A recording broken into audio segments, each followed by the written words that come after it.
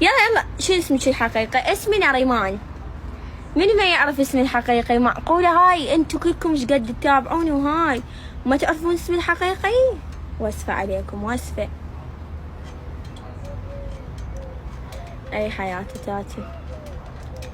يلا خل نسولف بقى. خلنا نحكيكم على مواصفات فارس احلامي، شريك حياتي، شريك الزوجي، يعني شريك بالحياة. وهاي نار روحي يم اخوي، اخوي بالما اخوي، شو اسوي باخوك؟ خي اخوك يعرفني، يعرفه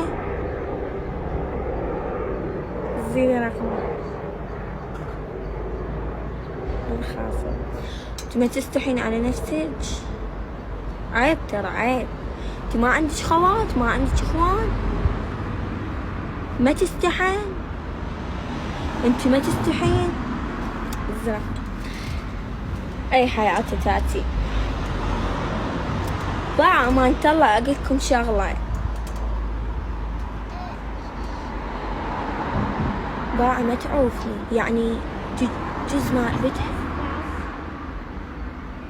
ما تعوفني. تعال شوفي ملاك، تعالي ملاك، تعال شوفي ملاك.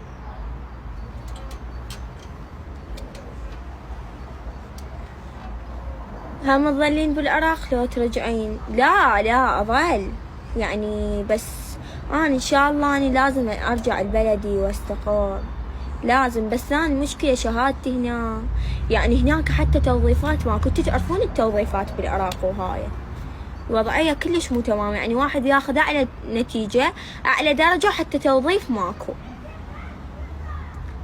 اي عمري.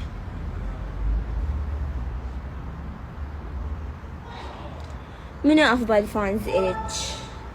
باع امانة الله انا احب كل الفانزات، يعني بصراحة انا اسولف لكم سالفة. يجوز حتى اكو فانزات الي ما تطلع يم فيديوهاتهم، بس يعني هن مخلصات ووافيات الي. بس افضل فانز الي من لحد ما صار فانز لحد هسه وافي وياي وبعمره وحياته ما تغير علي، اللي هو طبعا هاي من بعدكم اكيد ومن بعد محبتكم الي، زهو. انا بصراحة كلش احبها. ليش؟ لانه هي الانسانة الوحيدة اللي وافية وياي، ما تنشر الغيرة، تنشر بس اليوم. من تنشر الغيرة لازم اني اكون موجودة. وبعد عندي فانزات كفو والله، مثلا باربي، ملاك، يا ربي رتاج حبيبة قلبي، كوما فانزات عندي، يعني كلهم احبهم. وعندي فانزة من الجزائر يعني كتير كتير بحبها والله العظيم.